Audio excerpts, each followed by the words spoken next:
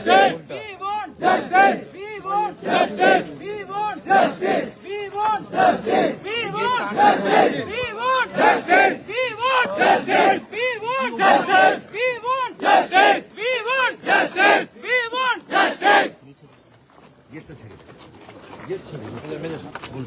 হ্যাঁ দাদা, কথা হলো আপনার সাথে, পরিবারে কি বলছে তারা? ये আপনাকে বলি, এটা একটা ভয়ঙ্কর নিন্দা এবং গোটা খড়গপুর সহ মেদিনীপুরের এবং যারা শুনতে পাচ্ছে সমগ্র হিন্দু সমাজ এটা নিয়ে ক্ষুব্ধ।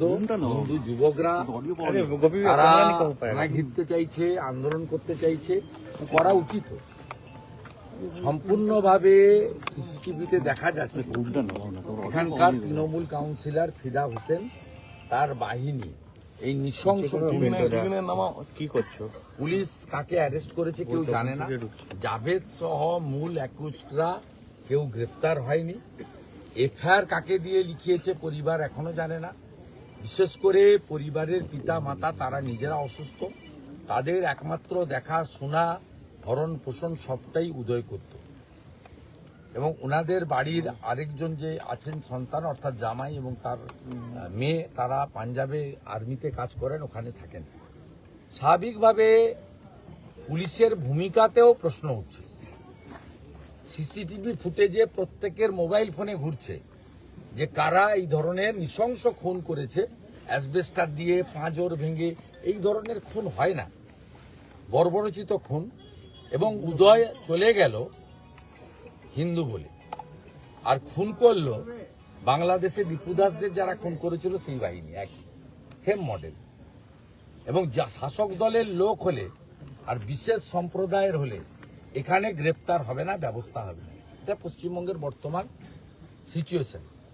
এবং এ পলিটিক্যাল লোক নয়, সিভিক ভলেন্টিয়ার্স। এর একটাই অপরাধ ছিল, নামটা উদয়, তাই জাভেদরা খুন করেছে, ফিদা হোসেনরা খুনিদের প্রশ্রয় দিচ্ছে। আমরা পরিবারের পাশে দাঁড়ানোর জন্য এসেছি। সমস্ত হিন্দু সংগঠন থেকে দাঁড়িয়েছে, সমস্ত রাষ্ট্রবাদী সংগঠন এসেছে। আমি রাজ্যের বিরোধী দল নেতা, স্থানীয় কাউন্সিলরদের নিয়ে আমরা উপস্থিত হয়েছি।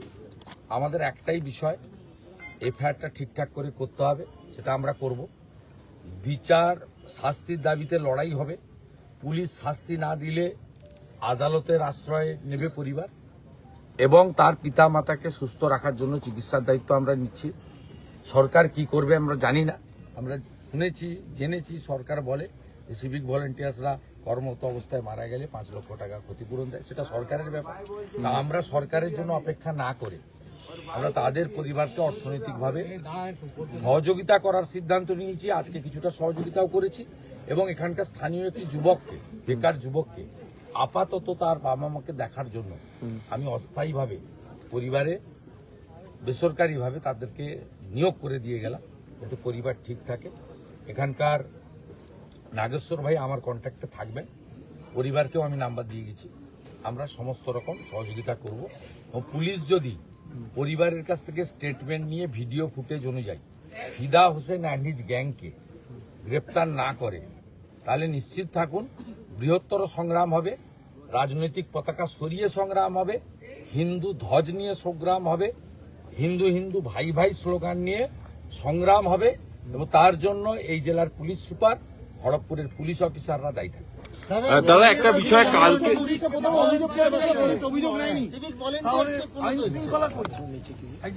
আইন শৃঙ্খলা নেই, আইন শৃঙ্খলা নেই।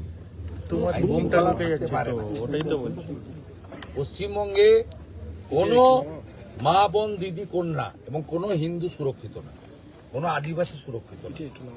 যদি বিশেষ সম্প্রদায়ের কেউ খুনি হন আর তিনি যদি শাসক ঘনিষ্ঠ হন, তাহলে তার 7 খুন মাপ। ফিদা হোসেন তৃণমূল কাউন্সিলর, তার বাহিনী যেহেতু করেছে তাই গ্রেপ্তারও হবে না, বিচার তো অধরা। সোমোটো এফআইআর করিয়ে নিয়েছে, পরিবারের কাছ থেকে স্টেটমেন্ট কালেক্ট করেনি। এমনকি ভুবনেশ্বরে যে চিকিৎসা হয়েছে তার জামাই ধার দেনা করে 10 লক্ষ টাকা খরচ করেছে। একটা পুলিশের পক্ষ থেকে যে তার চিকিৎসাটা ঠিকঠাক হচ্ছে কিনা, এখানে তো এই রাজ্যে চিকিৎসা উঠে গেছে, স্বাস্থ্যসাথীতে কারো চিকিৎসা হয় না, স্বাস্থ্যসাথীর কার্ড বাইরে চলেও না, আয়ুষ্মান ভারত রাজনীতি করে চালু করতে দেননি। এখানে মারা গিয়েও তো শান্তি নেই, তার জামাই ধার দেনা করে করেছে। এরা এত অমানবিক। পুলিশ ওয়েলফেয়ার অ্যাসোসিয়েশন কোথায়? সিভিকদের নিয়ে মিটিং করেন, তৃণমূলের ঝান্ডা ধরান, কোথায়? দেখতে পাচ্ছি না। এ লজ্জা রাখার জায়গা নেই। আমরা হিন্দু সমাজ, এই হিন্দু পরিবারের পাশে থাকবো খুনিদের ফাঁসিতে ঝোলানো না পর্যন্ত। একদম খুব পরিষ্কার কথা। আমি আজকের দিনটা দেখার জন্য স্থানীয় আজকে যেহেতু দেওয়া হয়েছে, আমি এদের অনুরোধ করে গেলাম। আমি 31 তারিখ পর্যন্ত আমাদের যশস্বী স্বরাষ্ট্রমন্ত্রী অমিত শাহজি আসছেন, আমি কলকাতাতে ব্যস্ত থাকবো। 31 তারিখের মধ্যে যদি পুলিশ অ্যাকশন না নেয়, স্থানীয় স্তরে কালকে থানায় বিক্ষোভ হবে, ধ্বজ নিয়ে বিক্ষোভ হবে। 1 তারিখ থেকে আমি নিজে মাঠে নামবো, পরিষ্কার কথা আমি এখানে বলে গেলাম।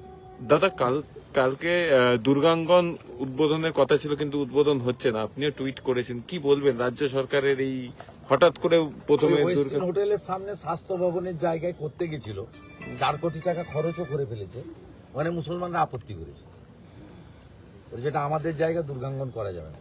এখন মুখ্যমন্ত্রী তো মুসলমানরা আপত্তি করলে তাকে পিছাতেই হবে, পিছিয়ে গেছেন, শিল্প করার জায়গায় গেছেন, নিউ টাউনে বাস স্ট্যান্ডের কাছে। তার কোনো টেন্ডার হয়নি, তার কোনো ওয়ার্ক অর্ডার ইস্যু নেই, কিন্তু কালকে তিনি পুরুলিয়া না বাঁকুড়া যাওয়ার সময় লাঠি ফাটিয়ে দিয়ে চলে যাবেন। আর কেউ তো ফাটাবেন না, ফাটাতে জানেন না, দীঘাতে ফাটাতে পারেননি, ওখানে যাও একটা কিছু করে যাবেন। দাদা অভিষেক বন্দ্যোপাধ্যায় আজকে বিএলএ 2দের নিয়ে বৈঠক করছে, সেখানে বিএলএ 2দেরকে জানিয়েছে যে আপনার আগ্রহ, আপনি খোঁজ নিন, আমার খোঁজ নেন। দাদা হিন্দি ওর নামের পাশ থেকে ইসির নামটা সরিয়ে দিলে হিজ জিরো। দাদা হিন্দি দাদা হিন্দি দাদা হিন্দি দাদা হিন্দি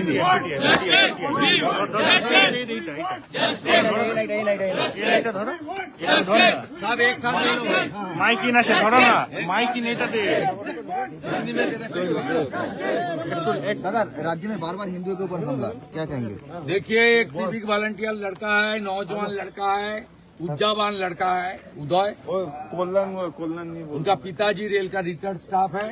जिस तरीके से यहाँ कुछ जिहादी, कुछ एक्सट्रीमिस्ट ने टीएमसी का काउंसिलर फिदा हुसैन का संरक्षण में जिस तरीके से उनके ऊपर हमला किया, उनका प्राणघाती हमला किया और उनका डेथ हो गया, पूरा के हिंदू समाज वी वांट जस्टिस की नारा और हिंदू हिंदू भाई भाई की नारा के ऊपर यहाँ लड़ाई कर रहा है इंसाफ के लिए, जस्टिस के लिए। जस्टिस दिलाना चाहिए। हम लोग यहाँ राजनीति के नाते नहीं आए, एक हिंदू और दूसरा हिंदू का साथ खड़ा होने का एक हिंदू का फर्ज बनता है, इसलिए हम सब यहाँ आए हैं। इस परिवार का साथ हम लोग है। ये जो जिहादी लोग खून किया, उनको कैपिटल पनिशमेंट तक हमारी लड़ाई चलेगी। और उनका जो पिताजी माताजी है, वो बहुत सीनियर आदमी है, वो लोग पेशेंट भी है मेडिकली, उन लोग को जितना भी साधन है, हमारी जितना भी साधन है और लिमिटेशन में हम लोग उनका परिवार का साथ है। दादा हुमायूं कबीर के नहीं बताऊंगा।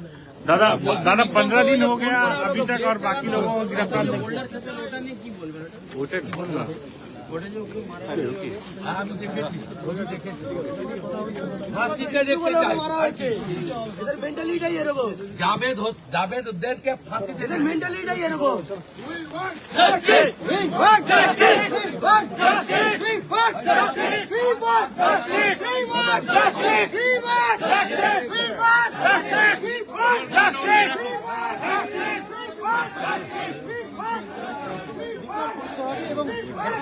এবং